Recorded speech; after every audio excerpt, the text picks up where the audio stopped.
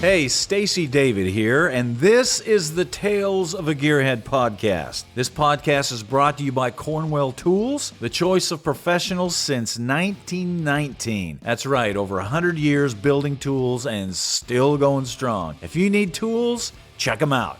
You won't be disappointed. All right, let's get rolling.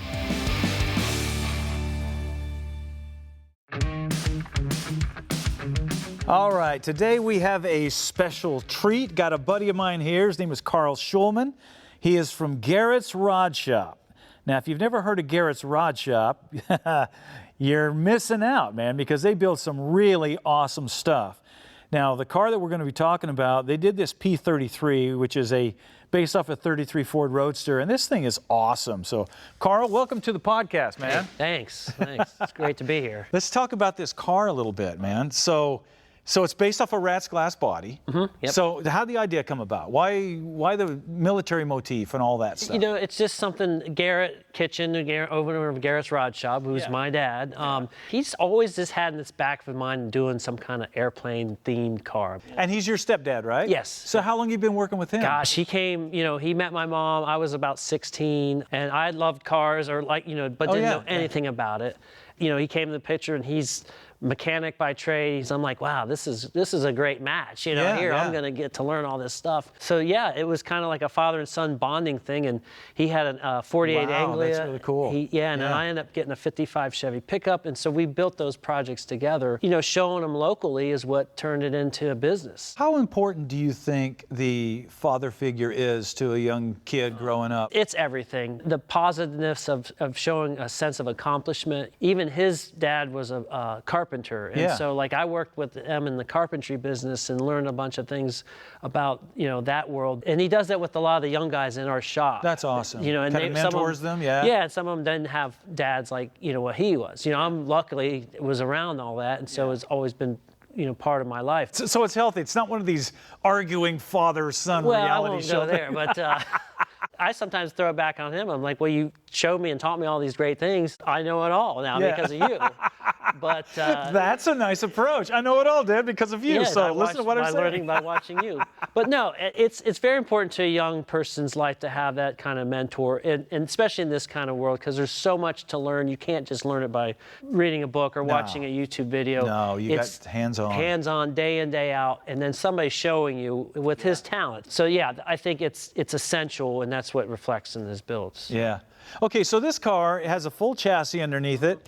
It looks like a Heights independent rear suspension. Yep. Heights also on the front? Heights front and rear. Okay, yeah. How does it ride? They call it the super ride. It really is. For a short wheel-based car, we had it on the track at Nashville Speedway doing a few laps. Okay, now wait a minute. Okay, so now you built this for a customer, right? Yeah. And he's got how much in this? What, 300 grand? 300,000 okay. something. So he let you take it out on the track? Well, he didn't know.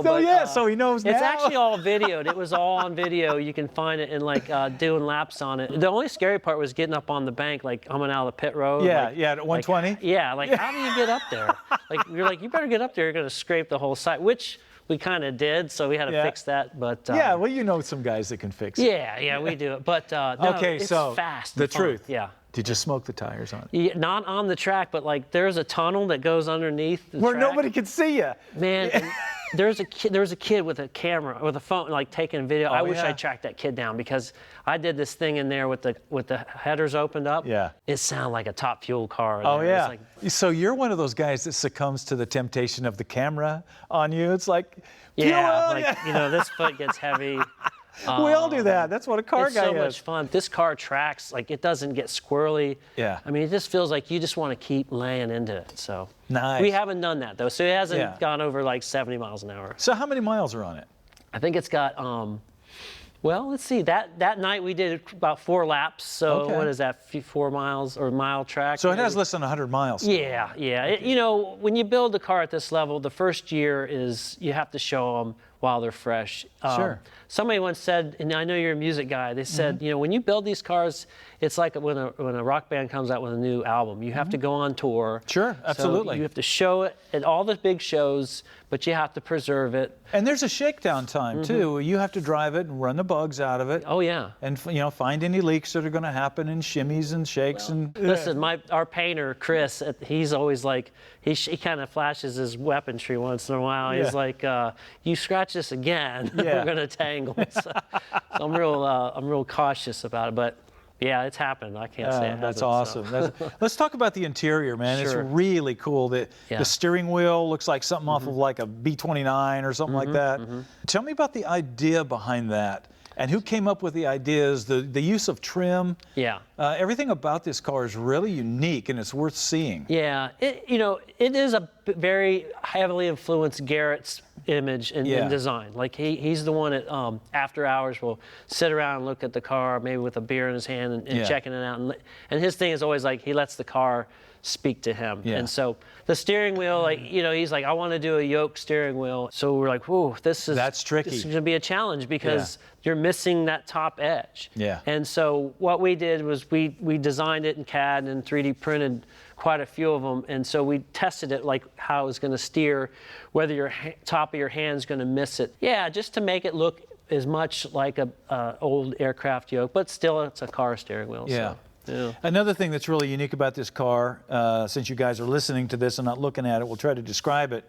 It has the Zoomies sticking out of the side of the hood like an old, P-51 Mustang or P-40 airplane did. When you first look at those, you just assume that they're for looks. Oh yeah. Those are actually cutouts. So you got the real exhaust running underneath. Yeah. And then you've got these, when you open the cutouts, those become functional, correct? Functional, exactly, yeah. Okay, so the $1,000 question is, how did you do that, and how did you keep that from damaging the paint and all that stuff? How did you engineer that? Because it's really cool. Yeah, so the idea was that they would not be touching the body. They wouldn't be mounted to the sides. It was a bracketry system that allowed it to hang off the engine. We used stainless steel exhaust manifolds. And so that, ultimate headers, we got some of the parts pieces for that. Yeah, basically flipped it around, ran some tubing to go underneath, and the cutouts. If you notice, this is not a very wide car. So there's... Yeah, it's like a needle nose. It is. And the engineering to make that work was pretty tight, It's very cool. But our guys are good at fabbing and coming up with the solution. So for those of you that are listening to this and are wondering exactly what we just talked about, think of a shaker hood scoop on a Hemi Cuda, on how that floats and sits on top of the engine. That's how these exhausts sit in the side of this thing. So when you stomp on the engine and the engine moves, those pipes will move inside of the panels and you'll never see it.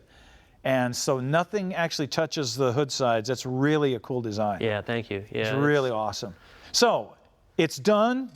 What's the next project for your shop? There's quite a few going on. I've heard about a Chevelle, maybe? We have a 71 Chevelle. We have a 72 Camaro. Muscle cars, nice. Yeah, muscle car, which we built. You quite guys a do few. muscle cars? You do hot rods? Do you do trucks? We do trucks. There's 3 trucks going on right now. C10, of course. I think every shop in America is working on a the C10s, yes. We have a early 50s or mid 50s Chevy that can't really talk about. It's pretty cool. And then there's that's one of those big award things, huh? Yeah, it's one. But the customers, wanting to go like an autocross look. So I think which is weird because if you notice, there's quite a few builders now putting out these performance, high dollar, high-end performance trucks. The carbon fiber truck, the Ring Brothers. So we're just right there. So hopefully we can get that knocked out and be part of that scene that's going on. Nice. That's a great scene. Ring Brothers builds some nice stuff, too. Oh, yeah. They're good. I think they have a future in hot rod building. Yeah, they might, So a guy can come to your shop just for, some aftermarket stuff. Exactly. Yeah, it's not all just, builds. We have a good mechanic background, and so we do a lot of hot rod repair, and that's one side of the business that, we could stay totally busy doing that. But we like the creative side of it and being able to do the builds. So we do everything except for interior. Now, who did the interior on this car? Knoxville, Tennessee, a guy named Steve Holcomb, Pro Auto Interiors. He did a great job. Yeah, he's good. He's done this body style, quite a few for Bobby Alloway and stuff. And so he kind of had to be the one that worked on this one. And we've become good working relationship with him. He's a great guy to work with. He knocked it out exceptionally fast and was there for us to meet our deadline. So as you look at this industry now, as it's moving forward and this and that, where do you see this going, you know? Do you see young people getting into it? Do you see things changing over? What's your kind of take? You've been doing this long enough. Yeah, you know, our customer base right now it's starting to be in guys in their 30s, you know, 40s, 30s, and either have a good business or have a good career, and so they can afford to start, you know, playing in this kind of field with these type of cars. And the younger ones, believe it or not, they love the hot rods. So what we find out, I think, you get a guy comes in and he wants super high performance, high end, go that route. And then the next car he wants to do, like, let's make this a little more driver and more fun, something we can rag on a little bit. And then even our workforce, you know, we've got younger guys starting to work there, and they like the old vintage stuff. Oh, yeah. You know, it's cool. It's cool, you know, and that's... And it's getting affordable. It's getting affordable, You know, the hot rod stuff is cheap now because everybody wants muscle cars. Right. The muscle car, I mean, you know... square body Chevys. Exactly. You know, I don't know, what, 15 years ago, having a $100,000 street rod was like, whoa, he's got 125 in that. That's amazing. Yeah. I always tell customers it's about 250 to 300,000 to get into one of these cars if you're going to do it right. A full-on build, Yeah, and from Corvette to Chevette, it's the same. Same price. It doesn't matter. You know? Same amount of fabrication, same amount of building. You know, everybody's want a big engine. You know, what, 500 horsepower is average now. I think it's like, that they never use. Right. Most of the time, they never take them out. Yeah, it's like it's too much motor for the vehicle. Right. You know, the one customer we got a Corvette we're gonna do for, and he's already talking 1,000 horse and you know, sequential shift. Man, this thing's gonna be nuts. But you know, we're using a Roadster shop chassis on that one, and a lot of the components are making this stuff. It's not any easier, but it makes things more convenient for us to be able to makes build it a lot these cars. quicker. Even on these frames, we're having them shipped in complete with the fuel line, brake lines, all that ran.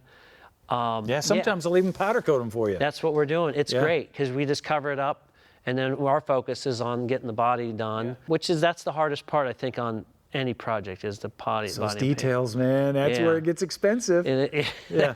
Yes, that's what our customers always say. Like, that's the most expensive part. When it goes in that body shop, there's like bills get really steep. You know, we don't make the revenue of sitting there and making stainless steel brake lines, but if that's one less thing our guys have to build, and they can focus on getting the car done, that's really what you want. We don't want to see the car there forever. You know, we want to build as many cars as we can. That's the goal. And get them out there and get them on the road. Yeah. What do you think? This car has, what, 4,000 hours in it? Probably, yeah. Yeah, that's a lot of hours, man. Yeah, it is. And it's not a very big car, you know. No. There's no top, there's no fenders, you know. There's a lot of detail and a lot of creativity, so we'll find a way to make it go for 2 years, that's for sure. Well, man, thanks for coming by. It's been a pleasure having you. Absolutely. We'll keep an eye out for what you got coming next, man. Sounds good. You know, I talked to a guy the other day, and it wasn't too long before we started talking tools. That always comes up. And he said the stuff on the trucks are just too darn expensive, man. It's just for rich people. And I laughed and I asked him how valuable his time was. And he said he didn't understand the question. And I explained that the more time he spends messing around with cheap, crappy tools, the more time you waste getting nothing done. And time is a commodity we all have in limited supply. And he looked at me and he said, yeah, maybe I'll look into some of those tools on a truck. He won't be disappointed, neither will you. Check him out.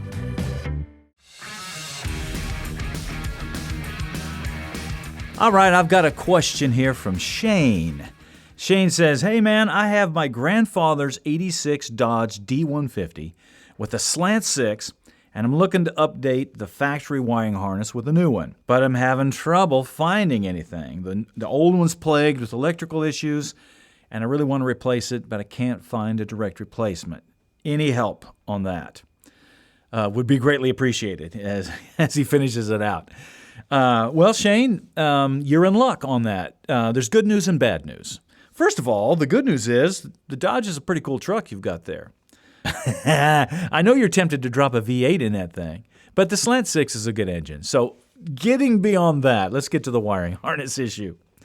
This is not uncommon. Because the Dodge is not the most common vehicle, companies like Painless and Ron Francis and, that do aftermarket wiring harnesses have not made drop-in harnesses for those vehicles yet. They basically do it, they build harnesses for what's the most popular, what they're going to sell the most harnesses. So first, of course, there was Camaros and Mustangs, and they're slowly working their way back. So eventually, there probably will be a drop-in harness for your truck. That doesn't help you right now, though. So the second best thing, and almost as good, is to just go to somebody like Painless and get one of their universal wiring harnesses.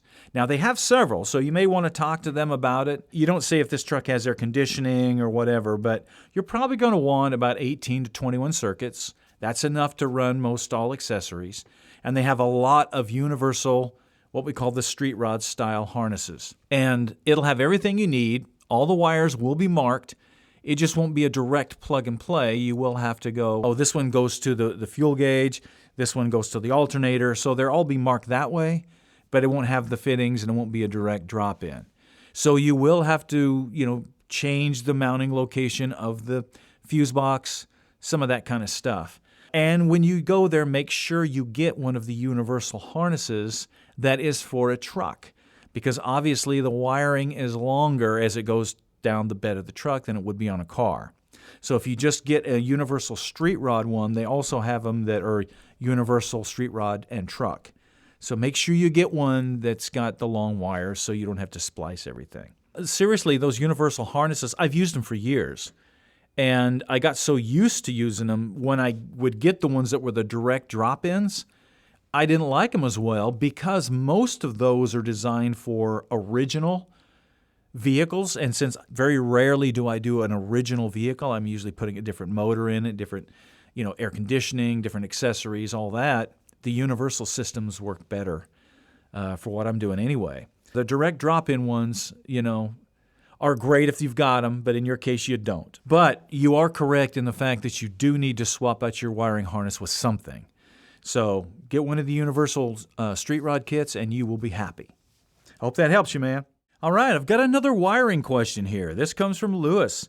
Wiring is a big deal. I mean, it's one of the main things that you have got to address on any project because it gets old over time. And not to mention the little furry rodents that get in there and chew on stuff.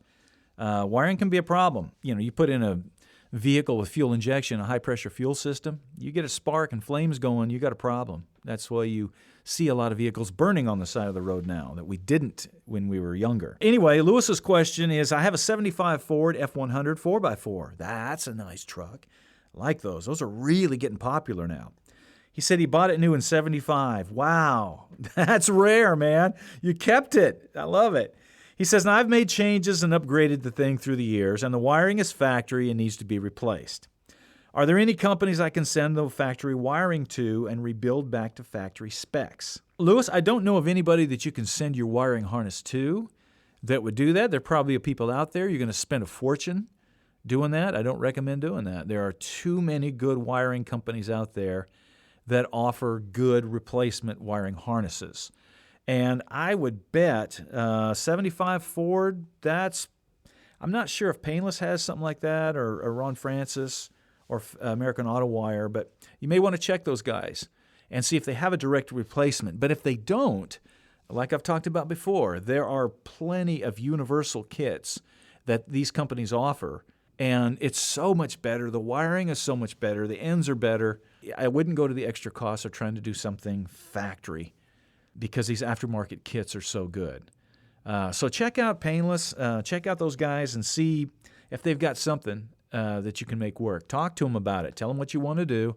I guarantee you they're going to have something, and it will be so much better than trying to fix that original harness. Hope that helps you, Lewis. All right, the next question comes from Bob, and Bob says, he has a 55 Chevy Cameo pickup, very cool, that he's put an LS and a 4L60E transmission in, and he's got a Camaro front subframe. Okay, that's a nice setup. He says, I want it to handle good and still be able to tow my 16-foot pontoon boat to the lake and my 2-horse trailer when I go roping. I love it. Oh, I would like to use a 4-link suspension on the rear with coilovers, but not sure what type of suspension would be good for towing. Or maybe I should leave it with leaf springs on the rear. Your opinion would be greatly appreciated. Well, Bob, first of all, great project there. You got a lot going on here. So obviously you plan on using this truck as a truck. And that's really cool because it's a 55 Cameo. Because people usually make those into show vehicles only. First of all, your front suspension, your Camaro subframe, that's good. That's going to work for you. The rear, let's talk about 4-links and 4-bar systems. Most people use the term 4-link for everything that's got 4 bars. And there is a difference between a 4-bar system and a 4-link system. 4-bar system, you usually have 2 parallel bars on each side that hold the suspension in place. Or you triangulate them, and it's called a triangulated 4-bar. There's also a 3-bar. And then people also call them a 3-link or a 4-link, but it's not a true 4-link. A 4-link is what you use on the drag strip that has adjustable link bars where you can adjust the attack of the rear end for like making the rear end plant when you launch the car. That's a big, heavy-duty rear end. You can go onto Art Morrison's website, and he's got diagrams of each one of those so you kind of get an idea. A true 4-link requires back-halving the truck, so you can weld that in, and you put big tires on it, and it's mostly a drag racing thing. Not really good for towing. A lot of adjustment there, stuff that you're not going to need, and expensive to put in. A 4-bar is simpler. It still uses coilover shocks. It's not adjustable like a 4-link as far as setting your rear end attack. But it's a good solid system. But keep in mind, the weight is all carried on those coil springs. So whatever you're doing, if you're pulling a trailer, what you're going to do, all of that goes on those coil springs. Not a problem, but most of the coil springs that you buy are not carrying a load. So a lot of times you have to add like an airbag system with it to give you the extra towing capacity that you're going to want. So if you're truly going to tow trailers and stuff like this, my recommendation is to keep it leaf sprung. I mean, leaf springs have been around since the stagecoach days. They're still coming out on trucks. They are reliable. They are great, and you can add leaves. You can add overrider bars and airbags if you want to carry more of a load. And if you're not going to be racing this thing, you'll be fine with your leaf springs, and it's a heck of a lot cheaper than chopping that thing up and putting some sort of link back there. Drivability, I mean, I like 4 bars, for just a nice driver. If I'm building some sort of a competition vehicle that I'm going to be running down the strip some and really want to dial in some times, I'll go to a link, to a true 4-link. But for just a daily driver, man, your truck out in the parking lot has got leaf springs on it. So most of them still. So that's what I would suggest. You've got to send some pictures in of you towing a horse trailer with a 55 Cameo. That is such a cool picture there. Hope that helps you, Bob. Good luck to you, man. All right, that wraps it up for us today. Get out there and work on something. Spend some time turning some wrenches. And if you need some wrenches, make sure you check out Cornwell. They got all kinds of stuff to make your life easier in the shop.